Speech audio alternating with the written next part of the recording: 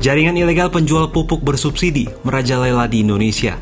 Jejaring bisnis ini menabrak aturan distribusi resmi pupuk bersubsidi.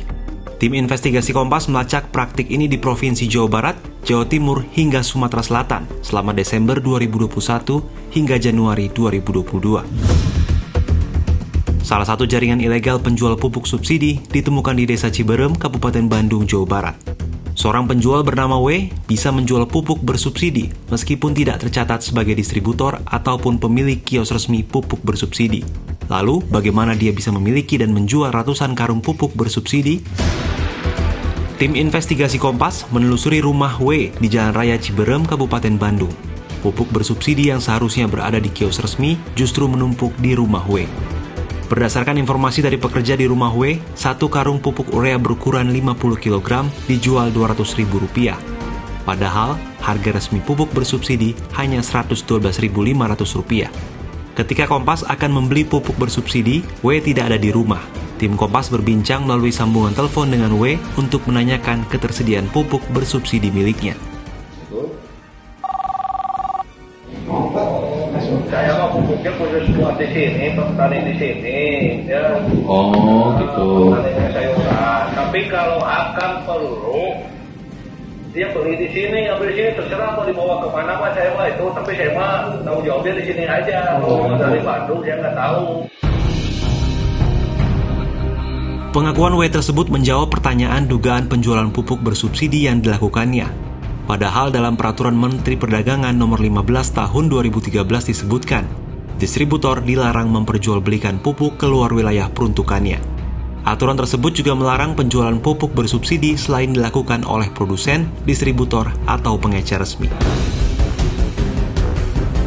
Tim investigasi Kompas kemudian membuktikan adanya jaringan ilegal penjual pupuk bersubsidi dari Kabupaten Bandung keluar wilayah tersebut.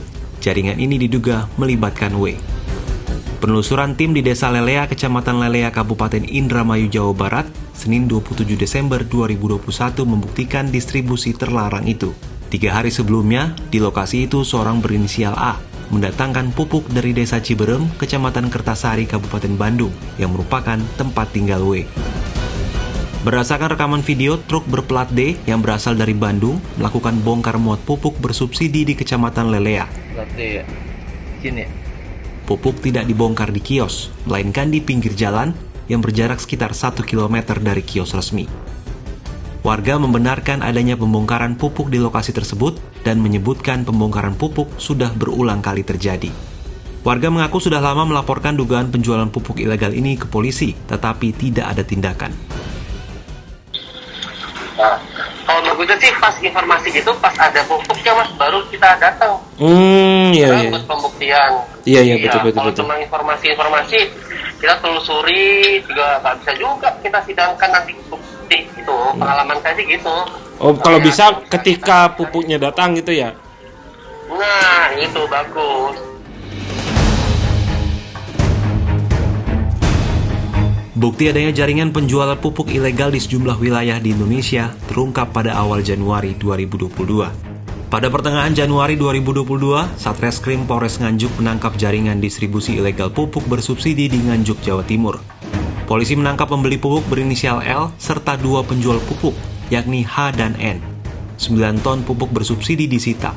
Sebelumnya, polisi terlebih dahulu menangkap R, pemilik kios pupuk tidak resmi di Nganjuk. Mereka terhubung dengan jaringan penjual pupuk bersubsidi di sejumlah kabupaten di Jawa Timur. Dari hasil pengembangan ini, disita 114 ton pupuk bersubsidi, jenis urea, ZA Ponska, dan SP36. Pupuk dijual di atas harga normal pupuk bersubsidi. Dari barang yang penting sampai baru dibayar 210 per sak. Mas jual berapa? 220. Ke saudara. kios tidak resmi. Ya. Karena ada permintaan. dari kios tidak resmi. Gitu. Berdasarkan pemeriksaan tersangka, pupuk berasal dari luar Nganjuk dan diduga merupakan pasokan pupuk yang tidak terserap di daerah lain, kemudian dijual ke daerah yang membutuhkan. Luasnya jaringan penjualan pupuk ilegal membuat polisi kewalahan melacak pelaku utama kasus ini. Yang pasti lebih dari satu kabupaten. Nah ini yang kita harus dalami dan kita harus kembangkan terkait dengan apa. Nah, motif tentunya motif pasti mencari keuntungan di sini, dan siapa saja yang terlibat tentunya kita akan melaporkan secara berjenjang. Hasil penelusuran Kompas dan temuan Polres Nganjuk menunjukkan jejaring ilegal penjualan pupuk bersubsidi di Nganjuk berasal dari berbagai daerah. Tersangka L yang berlokasi di Nganjuk memesan pupuk dari tersangka H yang berlokasi di Kediri. H kemudian memesan pupuk kepada N, seorang pedagang besar di Malang. N mendapatkan pupuk dari gudang di Ngawi. Sumber pupuk di gudang Ngawi berasal dari Madura, yang diketahui juga memasok pupuk ke perbatasan Jawa Timur dan Jawa Tengah. Jaringan distribusi ilegal pupuk bersubsidi menyulitkan petani mendapatkan pupuk untuk lahan pertanian mereka. Tak jarang petani terpaksa membeli pupuk bersubsidi di atas harga normal. Petani itu gampang, jadi mahal pun kalau dia butuh dibeli, murah pun kalau tidak butuh dia tidak akan belikan gitu. Sehingga ada barang di kios numpuk ya biarin aja kan gitu, tidak dibeli, tidak keroyokan. Nah, mungkin itu ada sedikit penyimpangan dari kita itu diambil atau didatangkan dari luar daerah. Masalah tidak berhenti sampai di situ. Pemilik kios resmi yang berhak menjual pupuk bersubsidi juga mengalami persoalan. Nur Hadi salah satunya. Penjual pupuk di Tuban, Jawa Timur ini terpaksa melanggar aturan dengan menjual pupuk bersubsidi ke petani yang tidak terdaftar dalam Rencana Definitif Kebutuhan Kelompok atau RDKK dari Dinas Pertanian. Terdaftar di RDKK menjadi syarat petani bisa membeli pupuk bersubsidi. Namun masalahnya, tidak semua petani di Tuban masuk RDKK. Penetapan RDKK bahkan tidak tepat sasaran. Itu banyak orang yang masuk di dalam RDKK, itu berapa desa itu yang masuk dalam RDKK itu bahkan bukan orang yang tua, tapi bayi yang baru usia 13 tahun itu masuk dalam RDKK. Tidak heran banyak petani membeli pupuk bersubsidi dengan harga di atas eceran tertinggi karena tidak punya pilihan lain. Transaksi pupuk bersubsidi di berbagai daerah lewat jaringan ilegal itu tidak mengacu RDKK dan mekanisme penebusan. Hal ini melanggar ketentuan Peraturan Menteri Pertanian Nomor 49 Tahun 2020 tentang alokasi dan harga eceran tertinggi pupuk subsidi tahun 2021. PT Pupuk Indonesia mengaku tidak tahu di mana letak persoalan masalah ini.